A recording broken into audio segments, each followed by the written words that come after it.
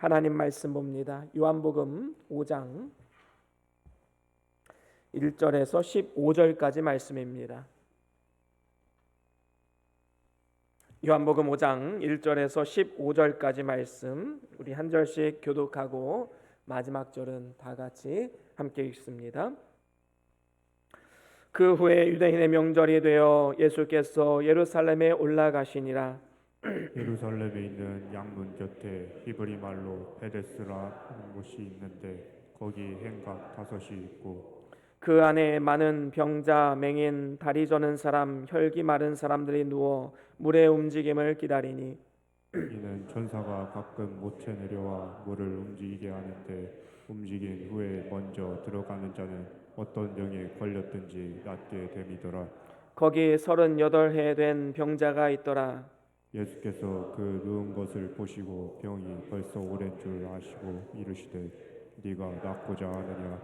병자가 대답하되 주여 물이 움직일 때에 나를 못에 넣어주는 사람이 없어 내가 가는 동안 다른 사람이 먼저 내려가나이다.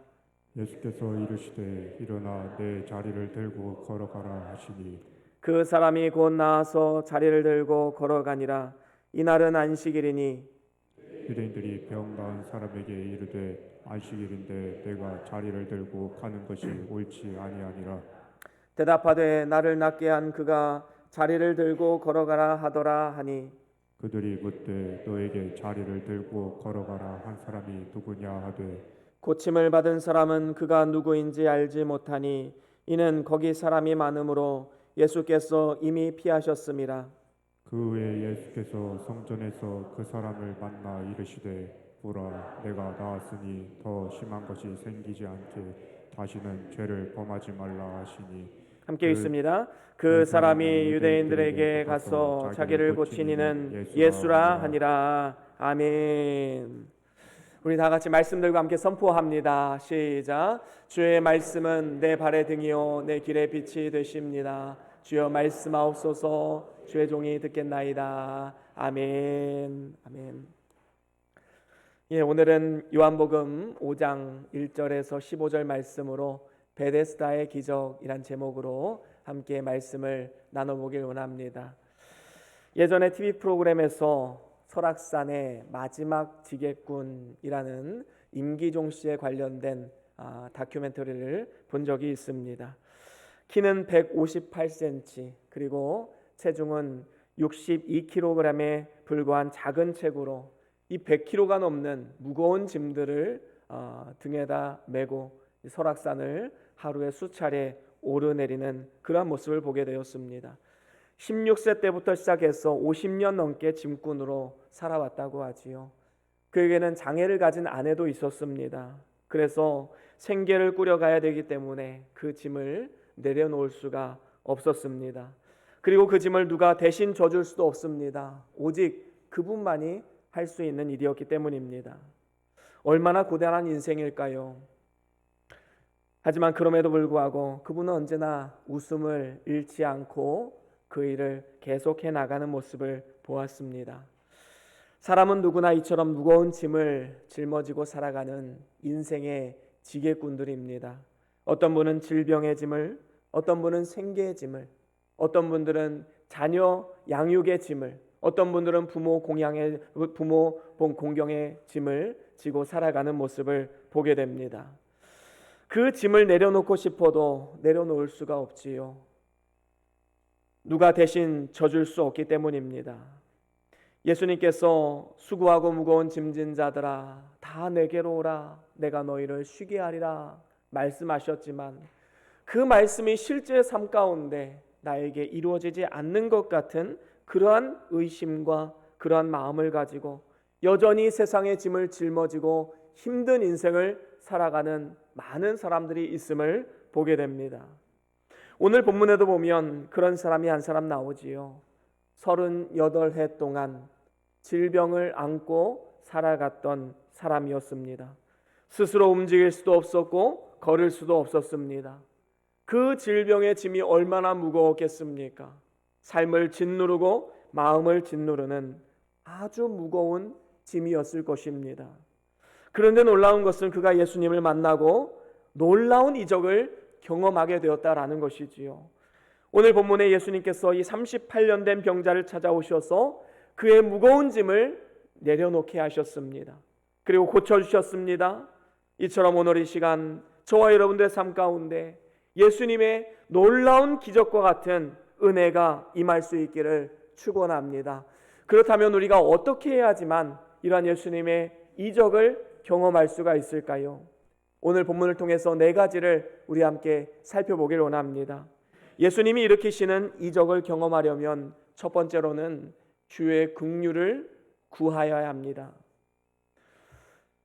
예수님이 이 세상에 오신 이유가 무엇입니까? 죄로 말미암아 아무 소망이 없던 우리들을 긍휼히 여기셨기 때문 아니겠습니까? 특별히 오늘 말씀에 예수님이 불쌍히 여기셨던 한 사람이 있습니다. 그 사람이 바로 38년 된 병자이지요. 오늘 말씀에 예수님이 찾으신 이 베데스다라는 연못에는 수많은 병자들이 있었습니다.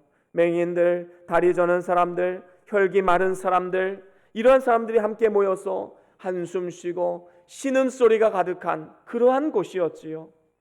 여러분, 사실 이 베데스다라는 이름의 뜻이 무엇입니까? 은혜의 집, 자비의 집, 이런 뜻을 가지고 있습니다. 그런데 실상은 어떻습니까? 거기에는 치열한 경쟁만이 있었습니다. 그래서 물이 솟구쳐 오를 때 먼저 뛰어들기 위해서 그렇게 다른 사람을 누르고 나아가야지만 나음을 입을 수 있는 그러한 경쟁과 그러한 절망만 있었던 곳이었지요. 그런데 이러한 연못 가운데 평생 동안 홀로 걸을 수 없는 이 병자는 38년 동안 이런 기적을 누릴 수가 없었던 것입니다. 여러분, 이 세상이 바로 이런 곳 아닙니까? 적자생존, 약육강식의 세상의 지배, 세상의 가치관이 지배하는 이러한 세상 가운데 우리는 아무런 대응을 할 수가 없는 힘없고 연약한 모습으로 살아갈 때가 많이 있습니다. 하지만 우리에게 소망이 있는 이유가 무엇입니까? 예수님께서는 이렇게 힘이 없고 연약한 우리들을 찾아오셨다라는 것입니다. 죄 많고 허물 많은 우리들을 불쌍히 여기시고 찾아오신다라는 것이지요. 특별히 예수님은 오래된 병자를 찾아오십니다. 베데스다 못가에는 수많은 병자들이 있었지만 예수님께서 특별한 한 사람을 찾아가십니다. 가장 오랫동안 어려움과 고통을 당했던 그 한 사람, 그 38년 된 병자를 찾아가셔서 이적으로 그를 낫게 하셨지요. 오늘날 교회에서도 마찬가지입니다. 내가 가장 큰 죄인으로 알고 마음이 상한 자에게 하나님은 가까이 하시고 중심으로 통회하는 자를 구원하신다 약속하셨습니다.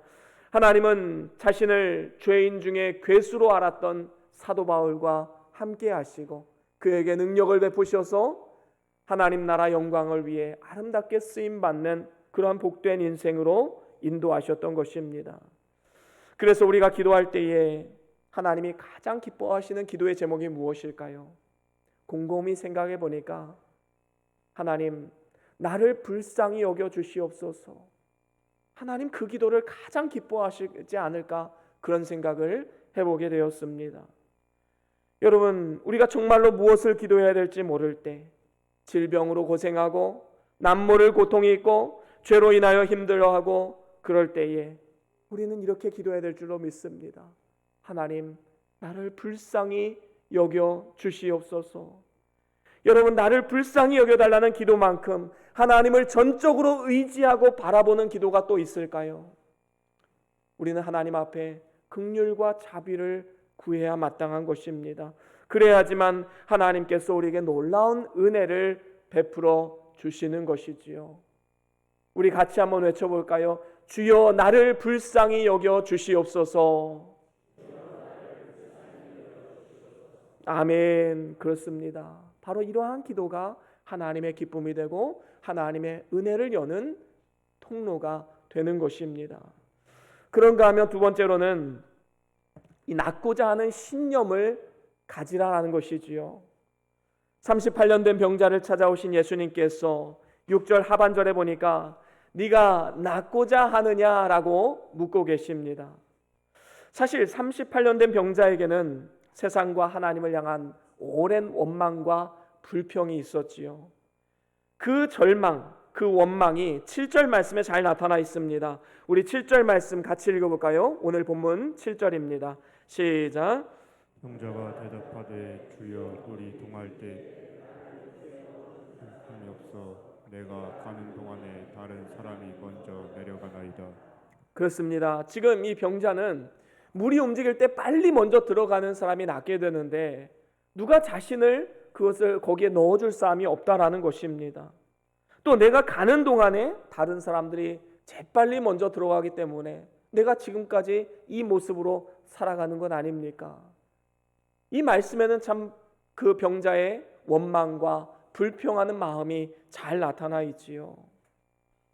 이와 같이 절망에 대해서 우리는 어떠한 자세를 취해야 되느냐, 이것은 굉장히 중요한 문제입니다. 덴마크의 유신론적 실존주의자 철학자 키에르케고르는 이런 말을 했어요. 절망은 죽음에 이르는 병이자 죽음에 이르는 병이 아니다 라는 이 역설적인 말을 했습니다. 언뜻 보면 말이 안 되지요. 하지만 절망이란 것은 양면성을 가지고 있습니다. 한 면으로 보면 그것은 죽음에 이르는 병입니다. 절망하면 소망이 없고 이제 죽을 수밖에 없지요. 하지만 절망 가운데 하나님을 의지하고 믿음으로 나아가면 소망을 발견하게 됩니다. 그래서 절망은 죽음에 이르는 병이자 죽음에 이르는 병이 아니다 라고 말할 수 있는 것이지요.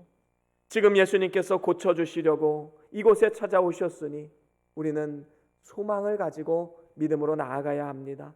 그래서 어떠한 역경과 어려움 속에서도 우리는 낭망하거나 절망하지 말아야 하는 것이지요. 불안해하지 말아야 합니다. 하나님을 바라보면 그의 전능하신 도우시는 얼굴로 인하여 찬송하게 되는 날이 분명히 오게 될 것입니다. 특별히 오늘 말씀에 예수님께서 병자에게 네가 낫고자 하느냐라고 물으신 이유가 무엇이 있겠습니까? 그것은 그 병자에게 너에게 낫고자 하는 신념이 있느냐, 바로 이것을 묻고 계신 것이지요. 여러분, 병을 고치는 데 있어서 나을 수 있는 신념을 갖는 것 굉장히 중요한 문제이지요. 실제로 나을 수 있다는 신념을 가지고 약을 쓰거나 치료를 받는 것, 놀라운 효과가 나타나게 되는 것입니다. 병자에게 내가 낫고자 하느냐 묻는 것은 어쩌면 이상한 일일 수도 있어요. 그래서 이 38년 된 병자는 아마 이런 생각 가지고 있었을 것입니다. 아니 예수님, 나보고 지금 낫기를 원하냐고 묻는 것입니까? 아니 이건 당연한 것 아닙니까? 지금 나에게 장난하시는 겁니까? 그런데 지금 현실이 낫고 싶어도 낫지 않으니까 지금 문제가 되는 건 아니지 않습니까? 이렇게 불평할 수도 있겠지요. 하지만 지금 예수님이 네가 낫고자 하느냐 이것을 묻는 것은 진정으로 그 병자가 낫고자 하는 신념이 있느냐, 그것을 묻고 있는 겁니다. 정말로 낫고자 하는 마음, 주를 바라보고 의지하는 마음, 바로 그 마음을 확인하고자 했던 것이지요. 베데스다 연못은 38년 동안 이 병자에게 아픔의 장소요, 절망의 장소요, 실패의 장소요, 아픔의 장소였습니다. 하지만 그에게 예수 그리스도께서 찾아오셨을 때 참된 베데스다의 은혜가 그에게 임했던 것입니다. 그래서 진정한 베데스다는 신기하게 솟구치는 물리적인 연못이 아니라 오늘 우리에게 찾아오시는 예수 그리스도께서 진정한 베데스다가 되심을 깨닫게 된 것입니다.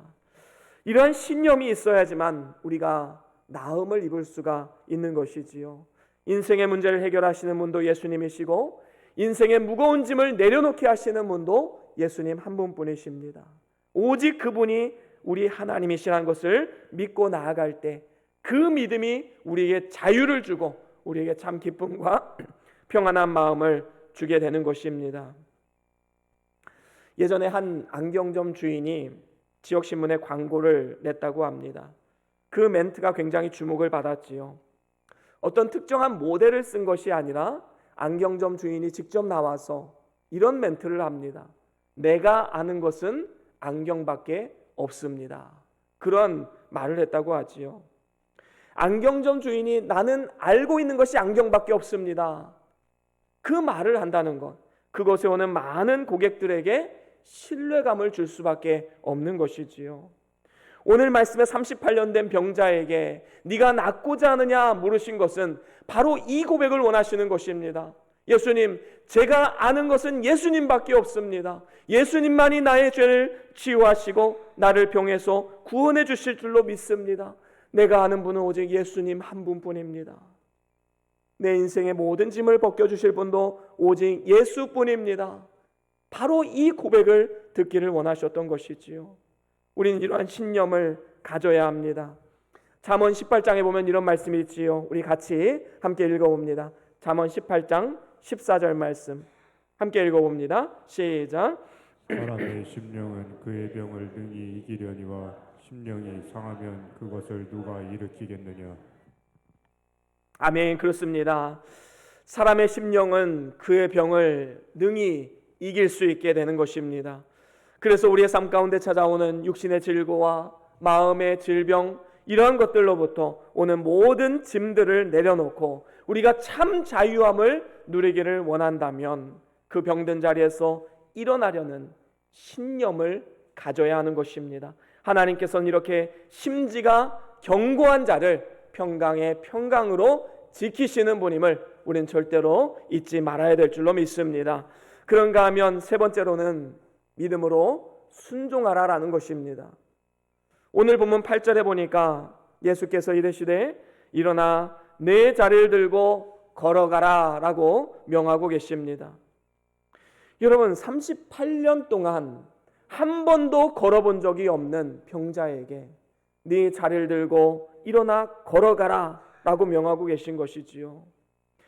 여러분, 이처럼 하나님께서 오늘 우리에게도 주저앉아 낙심하고 있는 우리들에게 그 자리를 털고 일어나 걸어가라 라고 명하고 계십니다. 그렇습니다.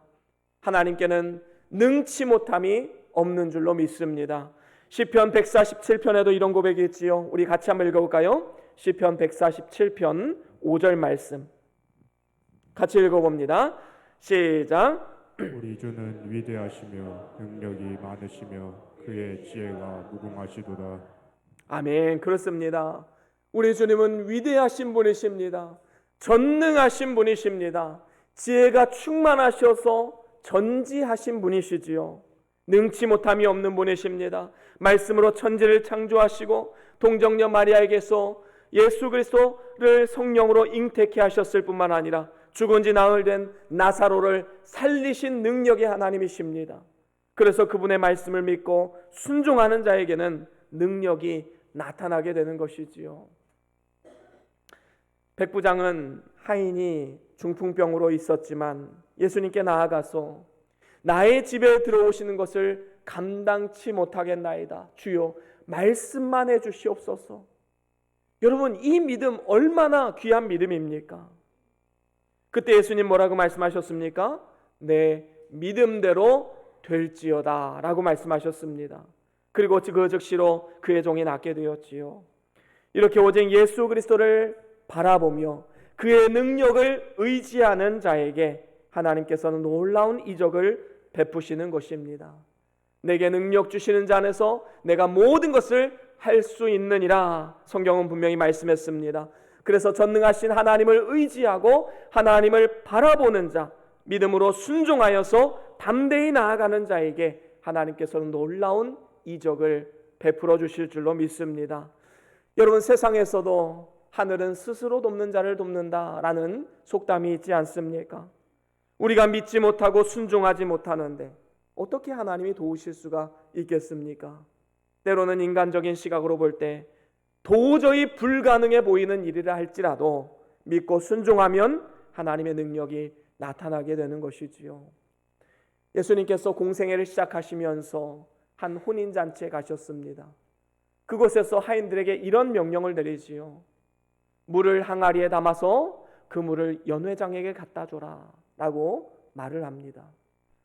여러분, 참으로 이상한 일이지요. 분명히 물을 담을 때는 항아리에 물을 채웠습니다. 그런데 그 물을 떠다가 연회장에게 갖다 주면서 포도주라 하고 갖다 주라는 것입니다. 여러분 같으면 거기에 순종할 수 있겠습니까? 괜히 욕 얻어먹고 쫓겨나지 않으면 다행이지요. 어떻게 물을 포도주라고 연회장에 갖다 줍니까? 도저히 상식으로는 불가능하지만 놀라운 일이었지요. 믿고 순종하니 물이 포도주로 변하는 놀라운 이적을 경험하게 된 것입니다. 성경은 이렇게 말합니다. 요한복음 2장 9절 말씀 우리 같이 함께 읽어볼까요? 요한복음 2장 9절 말씀 시작. 연회장은 물로 된 포도주를 맛보고도 어디서 났는지 알지 못하되 물떠온 하인들은 알더라. 연회장이 신랑을 불러. 그렇습니다. 여러분, 연회장은 이 물이 포도주로 변하는 것을 알 수가 없었지요. 그런데 놀라운 것은 물떠온 하인들은 알더라.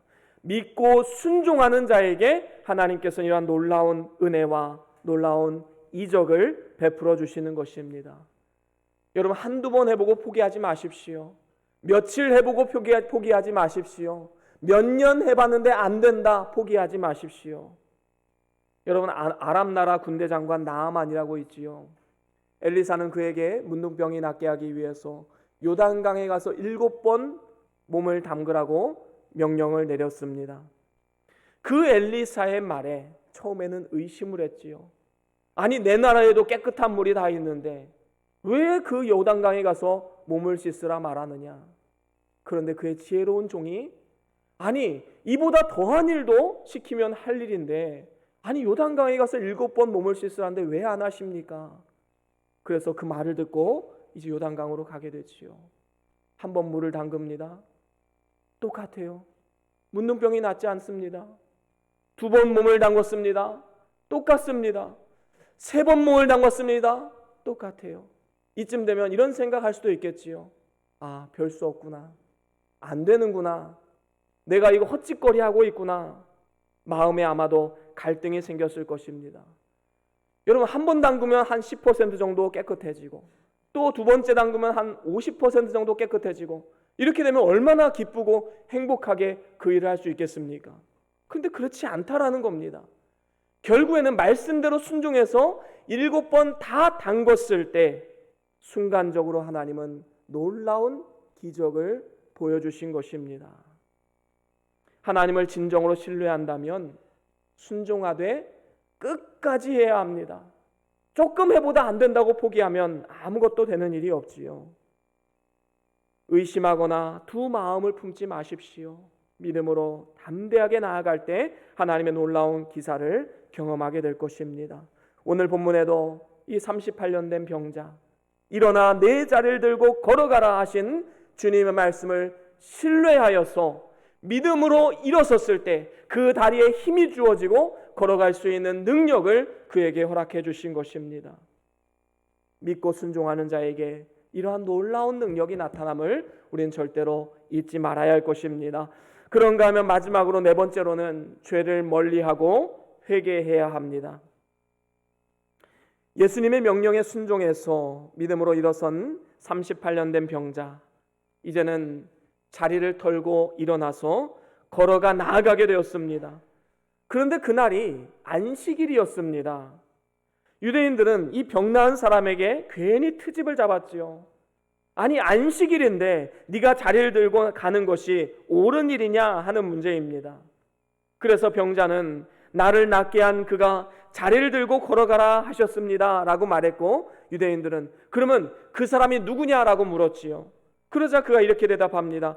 예수님, 나는 그분을 알지 못하지만 그분이 가라 명하셨기 때문에 나는 순종한 것뿐입니다 라고 말을 합니다. 그리고 예수님은 이미 떠나셨기 때문에 누구라고 말할 수가 없었던 것이지요. 유대인들은 자칫 잘못하다가는 이 종교적 기득권을 예수님께 뺏길 것을 우려했습니다. 그래서 병 나은 자를 핍박하려고 했지요. 그래서 그의 입을 다물게 하고 예수를 증거하지 못하게 만들었던 것입니다. 하지만 그럼에도 불구하고 이 병 나은 자는 어떻게 합니까? 성전으로 나아갑니다. 이게 바로 은혜이지요. 하나님 앞에 감사하기 위해 성전으로 들어간 것입니다. 이 성전으로 간 것은 참으로 잘한 일이지요. 핍박을 받고 어려움이 생길 때 성전에 나와 기도하고 하나님 앞에 진실된 감사를 올려드리는 것, 우리의 삶에 피할 길이시고 도피처가 되어주시는 우리 주님 예수 그리스도를 만나는 길 아니겠습니까? 그래서 걱정과 두려움이 생길 때 우리는 성전에 나와서 하나님께 아뢰고 하나님의 도우심을 구해야 마땅한 것입니다. 하나님은 사람이 감당치 못할 시험당함은 허락지 않으신다 말씀하셨습니다. 또한 우리에게 시험당할 즈음에 피할 길을 내어주시겠다 약속하셨습니다. 피할 길이 누구입니까? 바로 우리 구주 예수 그리스도 아니겠습니까? 그래서 주님의 몸된 교회에 나오고 성전에 나와서 하나님을 예배하고 주를 의지하고 바라보는 것, 바로 하나님의 놀라운 은혜를 경험하는 통로인 것입니다. 그래서 병 나은 후에 세상으로 나가지 않고 먼저 성전에 나와 하나님 앞에 감사했던 것, 너무나도 하나님은 기쁘게 여기셨습니다. 우리도 이 세상에서도 죄의 유혹과 핍박을 이기고 승리하는 삶을 살아가려면 우리가 이처럼 예배에 힘쓰고 주를 의지하고 바라보며 나아가야 될 줄로 믿습니다. 이렇게 성전을 찾은 자에게 다시 예수님께서 나오십니다. 그리고 그에게 이런 말씀을 전해주셨지요. 14절 말씀, 오늘 본문 14절입니다. 같이 함께 읽어보겠습니다. 시작. 그 후에 예수께서 성전에서 그 사람을 만나 이르시되 보라 내가 나았으니 더 심한 것이 생기지 않게 다시는 죄를 범하지 말라 하시니. 아멘. 그렇습니다. 예수님께서 병 나은 자에게 더 심한 것이 생기지 않도록 다시는 죄를 범하지 말라 경고하셨습니다. 여러분, 우리가 죄에서 나음을 입고 육신의 질병에서 치유함을 얻고 마음의 어떤 병에서 자유함을 얻은 이후에 그 후의 삶이 더 중요하지요. 이제는 나음을 입었으니까 나 자유 얻었네, 너 자유 얻었네, 우리 자유 얻었네, 그냥 마냥 기뻐할 수는 없습니다. 우리의 삶을 돌아보고 더욱더 하나님 앞에 바로 서고자 노력하는 삶을 살아가야 되지 않겠습니까? 날마다 이러한 노력이 없으면 우리의 삶은 나아지는 것이 없습니다. 오히려 더 깊은 죄의 수렁으로 빠져들 수밖에 없는 것이지요. 오늘 말씀에 38년 된 이 병자는 나음을 입고 예수님의 이 말씀을 잘 깨달아서 과거의 죄를 회개하고 경계함으로써 다시는 죄를 범하지 않는 거룩과 경건의 삶으로 변화되었을 것입니다. 베드로서 2장 22절에 보면 죄를 회개하고 나음을 입은 사람이 다시 또 같은 죄를 범하게 되면 이것은 마치 개가 그 토했던 것에 들어가고 돼지가 씻었다가 더러운 구덩이에 도로 눕는 것과 같은 것이다 라고 말씀했습니다. 우리가 이러한 어리석음을 범하지 않으려면 다윗과 같이 날마다 죄에 대해서 애통해하고 하나님 앞에 간절히 죄를 고백하고 회개하는, 더 나아가서 삼가 조심함으로 죄를 회개하며 나아가는, 경계하는 그러한 삶을 살아가야 될 줄로 믿습니다. 이제 말씀을 마무리합니다. 우리 모두는 38년 된 병자와 같은 사람들입니다. 우리의 힘으로 움직일 수도 없고 우리의 힘으로 나음을 입을 수도 없고 우리의 힘으로 주님 앞에 나아갈 수 없는 그러한 연약한 자들입니다. 때로는 자기 신세를 한탄하며 아무것도 하지 않는 영적인 나약함으로 살아가는 그러한 모습도 우리에게 있지요. 능력도 부족하고 지혜도 부족한 사람입니다. 하지만 오늘 말씀에 38년 된 병자에게 찾아오신 예수님께서 오늘 우리의 삶 가운데 찾아오길 원하십니다. 그리고 그 능력의 예수님께서 오늘 우리에게도 말씀하십니다. 일어나 걸어라 라고 말이지요. 하나님께서 우리를 불쌍히 여기셔서 우리를 고치시기를 원하고 계십니다. 삶의 무거운 짐을 내려놓고 낫고자 하는 굳은 신념을 가지고 말씀에 의지하여서 절망의 자리, 신음의 자리, 낙심의 자리를 털고 이제 일어나 걸어가십시오. 그리고 이제는 교회 생활, 신앙생활을 통해서 죄를 철저하게 회개하고 믿음으로 살아가십시오. 그러면 주님 안에서 참된 자유함과 기쁨과 치유와 회복의 능력을 경험하는 삶이 될 것입니다. 오늘도 저와 여러분들이 이러한 놀라운 이적을 경험함으로써 세상이 줄 수 없는 참된 평안과 기쁨, 만족과 행복을 받아 누리는 복된 삶이 다 될 수 있기를 주의 이름으로 간절히 축원합니다. 우리 다 같이 함께 우리 말씀을 기억하시면서 우리 함께 찬양하나 하길 원합니다.